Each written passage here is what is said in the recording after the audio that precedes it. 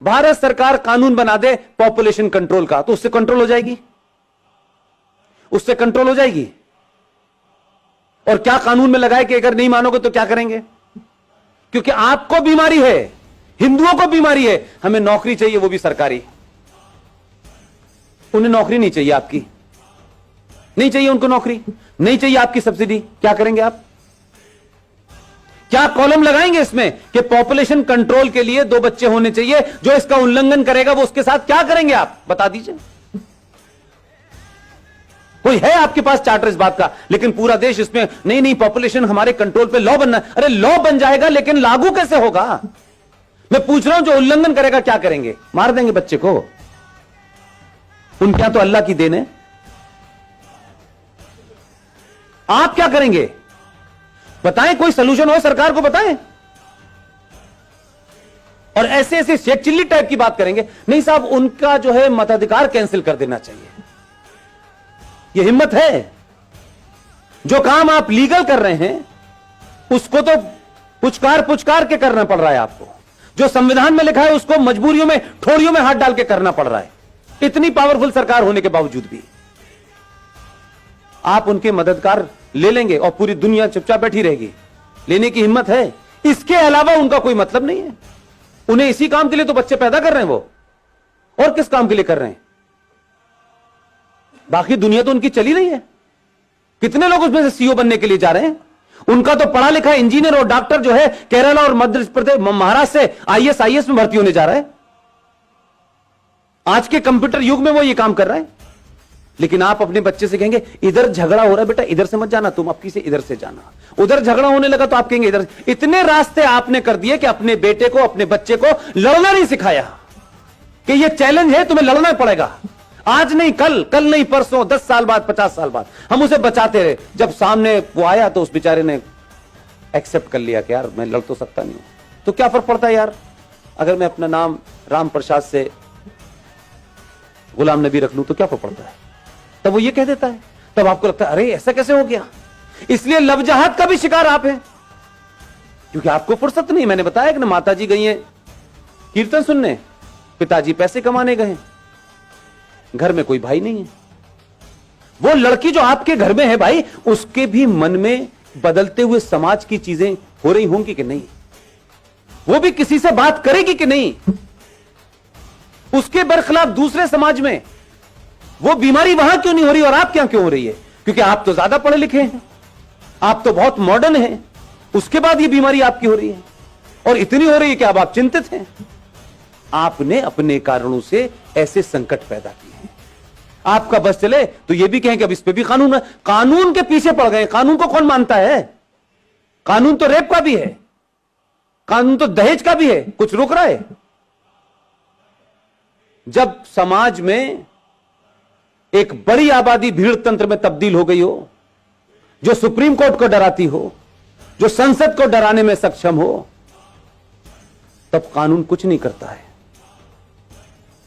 तब समाज को करना चाहिए। भारतीय जनता पार्टी का ठेका है क्या? आरएसएस का ठेका है सिर्फ कि वही सिटीजन अमेंडमेंट एक्ट पे निकलेगी? ये भारत के बाकी लोग जिनका आरएसएस से या बीजेपी से कोई संबंध नहीं है, वो क्या हाथ बांध के पीछे खड़े रहेंगे? फेसबुक पे बस बोलेंगे वो खुद क्यों नहीं कुछ कर रहे? कोई रोक रहा है क्या आपको? अगर वो ऑर्गेनाइज कर रहे हैं तो उसमें भी आप जाके शामिल क्यों नहीं हो रहे? जो बीजेपी का है वो जाएगा क्योंकि वो कार्यकर्ता है, उसको टिकट लेनी है, उसको कुछ बनना है, उसको कैरियर है, इसलिए वो जाएगा। लेकिन दूसरी तरफ क्या हो रहा है? अहले हदीस का भी आ गया है, बरेलवी का भी आ गया है, देवबंदी का भी आ गया है, सब बाहर आ गए। इस वक्त लड़ाई उनकी मुश्तरका है, इसलिए सब निकल के आ गए। लेकिन अभी भी आपकी लड़ाई है, समाजवादी वाला हिंदू क्यों जाएगा, वो क्यों नहीं जाएगा, ये नहीं जाएगा। वो एक ही पार्टी का काम है, एक पार्टी का काम नहीं है। ये citizen amendment bill Bharatiya Janata party का एजेंडा नहीं है। वो पॉलिटिक्स में है, उनकी पार्टी सत्ता में है, इसका मतलब नहीं सारा ठेका उन्हीं का है। मेरा और आपका जो उसका भारतीय जनता पार्टी से डायरेक्टली इनडायरेक्टली कोई संबंध नहीं है, लेकिन एक इस नागरिक के नाते, इस देश के एक समझदार, एक ईमानदार सिटीजन के नाते मेरी कोई भूमिका नहीं है। दंगे होंगे तो पुलिस रोकेगी, जुलूस निकालना होगा तो बीजेपी निकालेगी, हम सिर्फ जो है बैठे बैठे अपने लड़के को अमेरिका भेजने का रास्ता बताएंगे। ये नहीं चलेगा। एक संकट नहीं है, यह सिर्फ शुरुआत है जो बहुत दिन से रुकी हुई थी।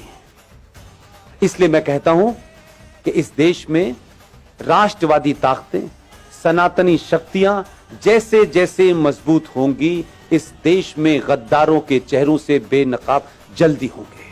लिहाजा अगर आप ये चाहते हैं, सरकारें आएंगी, सरकार चली जाएंगी, कोई पता नहीं है कौन कितने समय तक रहने वाला है। देश तो पहले भी चल रहा था, घिसट रहा था, कुछ अच्छा था, कुछ बुरा था, कुछ जीते कुछ हारे, ये सब चल रहा था। लेकिन अपने दिल पे हाथ रखिए कि जिन समस्याओं को हम नेहरू जी ने दे दी है, ये गांधी जी ने दे दी है, ये फला ने दे दी है, ये उसने कर दी है, जब उन समस्याओं को जड़ से खत्म करने का समय आ रहा है तो फिर इतनी अगर मगर क्यों हो रही है? फिर इंतजार किसका हो रहा है? पहली बार इस देश में सरकार राष्ट्र के लिए काम कर रही है, तो समाज की जिम्मेदारी क्या है कि पूरी ताकत से खड़े हों और सरकार को यह भरोसा दिलाएं कि हम जो काम आप कर रहे हैं वो हमारे लिए शायद उसका तत्कालिक कोई फायदा हो ना हो, लेकिन आने वाली नस्लों के लिए होगा। यह तय होगा कि 20 साल के बाद मेरे बच्चे टोपी लगाएंगे, मेरी बेटियां बुर्का पहनेंगी या नहीं पहनेंगी। अगर नहीं चाहते हैं तो ताकत से खड़े होइए। वो कौन है, कौन नहीं है, कैसा है, बुरा है, अच्छा है, यह महत्व नहीं है। इस समय कई सवाल पूछने का समय नहीं है, दूसरे सवाल नहीं पूछ रहे हैं। पूरी दुनिया में है, पाकिस्तान नेशनल असेंबली का चेयरमैन चिट्ठियां लिख रहा है सऊदी अरब को। 2.5 लाख की रैली निकल रही है उस बांग्लादेश को जिसे आपने चड्डी बनियान पहनना सिखाया है। नंगे घूम रहे थे वो, जिनकी आधी आबादी आपके मुल्क में है, और आपके मुल्क में सत्ता लोभी लोग उनको कह रहे हैं इनको रखो, ये हमारे दबान है, क्योंकि इन्हीं से हमें वोट मिलेगा और इसी हम सत्ता में रहेंगे। यही कारण रहा होगा 1000 साल पहले भारत के गुलाम होने का, जो आज दिखाई देता है मुझे। कैसे कैसे नारे लग रहे हैं इस देश के अंदर, हर राज्य एक अलग अलग बात कर रहा है, कोई यूएनओ चिट्ठी लिख रहा है। आपके लोगों की गिनती ज्यादा है उसमें, वही ताकतें बाहर निकल रही हैं। सबके नाम नहीं लेना चाहता, इतने महान नहीं उनका नाम लूं मैं, लेकिन राष्ट्र को आपकी जरूरत है। और आप समझ लीजिए, हम सब लोग इतने बेहया हो चुके हैं, इतने बेगैरत हो चुके हैं कि हम जरा सा अगर हमारे आदमी में कहीं कमजोरी हो गई, जरा सी कहीं हल्का सा भी वो कमजोर पड़ा, हम पहले लोग हैं जो ये कहेंगे। हम बहुत कह रहे थे यार इतना नहीं करना चाहिए था, देखो इसने इतना ज्यादा कर दिया था, हम इतने मक्कार लोग हैं।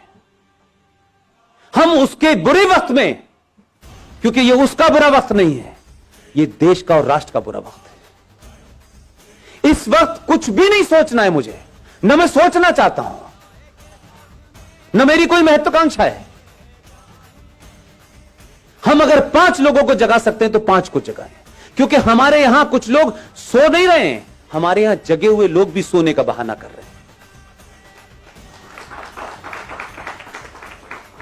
लिहाजा ऐसे सम्मेलन हर दिन होने चाहिए, हर जगह होने चाहिए, सड़कों और चौराहे पर होने चाहिए और खुले में होने चाहिए, ताकि एक बार में लाखों लोग सुने। इसकी यह महत्वता नहीं है कि इसमें कौन बोलने आया है, कौन चीफ गेस्ट है, कोई ना कोई आता रहेगा। और आपने सोचा भी नहीं होगा कि इस देश में 15-20 लोग इसी समय देश के अलग अलग कोनों पे बोल रहे हैं, उनका किसी पार्टी से कोई संबंध नहीं है, वो किसी पार्टी के ऑफिस नहीं गए। हमारा राष्ट्रवाद राज्यसभा की कुर्सी तक महफूज नहीं रहना चाहिए। अब हम राज्यसभा में आ गए तो हमारा राष्ट्रवाद पूरा हो गया, अब हमें सत्ता की मलाई खानी है। उससे पहले हम बहुत राष्ट्रवादी थे। मैंने कई लोगों को रातों रात बदलते देखा है पिछले 6 महीने में, माफ कीजिएगा। एकदम दुकान बंद हो गई है उनकी, अब वो पॉलिटिकली करेक्ट हो गए हैं। अब उन्हें उन लोगों में बैठना है जिन्हें इंटेलेक्चुअल कहा जाता है। अब उन्हें हिंदुत्व की बात करना थोड़ा सा ऐसा लगता है, भाई देखो हमें ध्यान तो रखना चाहिए, इस देश में 35 करोड़ मुसलमान हैं, तो 6 महीने पहले क्यों बोल रहे थे? इसलिए आपके यहां ईमानदारी नहीं है। 15-20 लोगों में चाहे मेजर जनरल जीडी बख्शी हो, कर्नल RSN हो, सुशील पंडित हो, गौरव आर्या हो, ललित अंबरदार हो, इनमें से कोई एजेंडा है किसी का? रोज टेलीविजन पे आप देखते हैं, रोज कहीं ना कहीं भाषण चल रहा होता है उनका। किस लिए? क्या सिर्फ 90 करोड़ हिंदुओं में यही 10-15 लोग हैं? क्यों नहीं हर घर के अंदर 2-2 लोग पैदा हो रहे हैं? क्यों हम ये मानते हैं कि राष्ट्रवाद एक शाम में चाय पीने जैसा है, कोई थोड़ी देर के लिए राष्ट्रवाद भी बात कर लें? कुछ लोगों का राष्ट्रवाद 9 बजे रिपब्लिक टीवी देख के शुरू होता है और 11 बजे कहते हैं बस भारत माता की जय, सो जाओ। राष्ट्रवाद जीना होता है। अगर आपको अपने पे गर्व नहीं है, अपने इतिहास पे गर्व नहीं है, आपको बौनों जिन्होंने गुलाम बनाया है, अगर आप उनको महसूस कर रहे हैं, आप उनको मजबूरी में आपको झेलना पड़ रहा है, तो इसका मतलब यह है कि आपके अंदर कोई अपना स्वाभिमान नहीं है।